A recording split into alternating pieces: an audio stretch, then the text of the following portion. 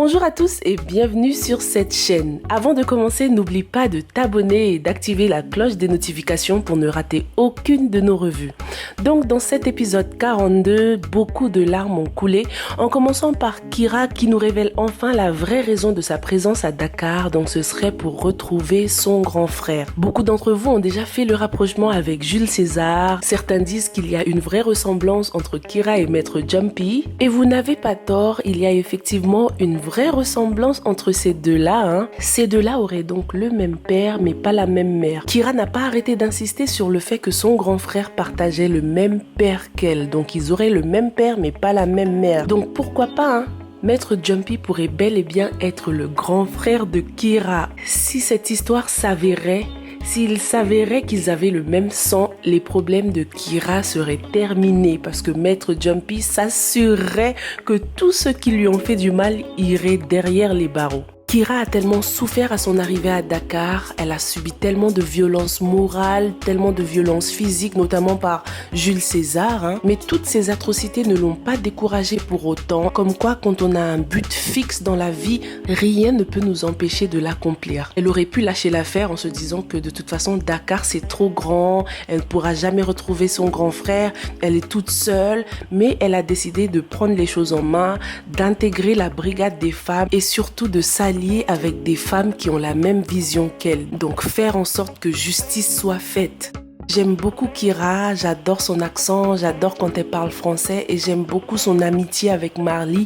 Les deux sont vraiment complémentaires. Je trouve que Even Production a bien fait de les mettre ensemble, ces deux-là. Franchement, je sais que Marley fera tout pour aider sa copine Kyra parce qu'elle tient beaucoup à cette amitié. Dans leur cas, c'est même plus que de l'amitié, elles sont comme des sœurs, presque des sœurs jumelles même on pourrait dire.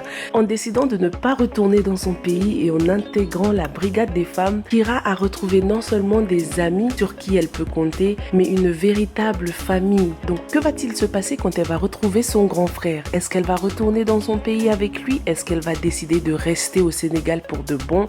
La suite nous le dira. Passons maintenant à Abdel, ce gros avare qui a décidé d'avoir le beurre, l'argent du beurre, la crémière, tout. C'est comme ça dans la vie. Quand tu veux tout, tu finis par avoir rien du tout.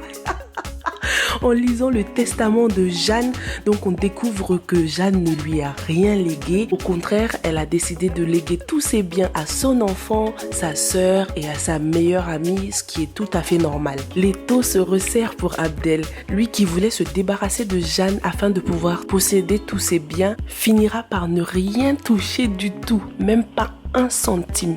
Et maintenant qu'on sait que Maître Jumpy en a fait une affaire personnelle, maintenant que Jeanne Rosalie Camara a rejoint le cercle très fermé des clients VIP du Maître Jumpy, ce n'est qu'une question de temps avant que Abdel ne soit mis derrière les barreaux. Lors de la lecture du testament, Maître Jumpy, même s'il ne pouvait rien voir, écoutait tous les faits et gestes de Abdel. En comparaison à la sœur et à la meilleure amie de Jeanne, Abdel n'a même pas lâché une larme. Au contraire, ça se voyait qu'il était stressé, il transpirait parce qu'il venait de réaliser que Jeanne ne lui a rien laissé. Au début, il a même lâché des sourires, il était tout content, il souriait. Combien de temps faudra-t-il à Abdel avant qu'il craque?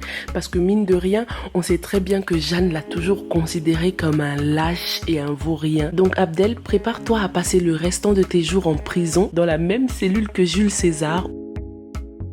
Ensuite, il y a l'inspecteur John qui n'arrive pas à se décider entre Anna et sa collègue. Lorsqu'on a vu les photos sur les réseaux sociaux, on a tous cru que ça y est, il avait fait son choix, il avait choisi Anna, alors que non, pas du tout, ce n'était qu'un rêve les amis.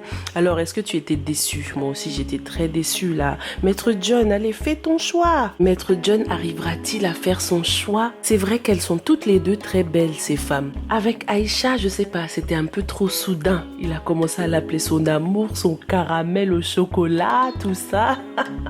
Mais est-ce qu'il l'aime aussi profondément qu'il aime Anna? En tout cas, inspecteur, fais très attention à toi parce qu'à trop vouloir s'asseoir sur 2 chaises, on finit par tomber. À force d'être aussi indécis, de ne pas savoir ce qu'on veut, on finit par tout perdre. Ce n'est vraiment pas bien de jouer avec les sentiments de ces 2 femmes-là.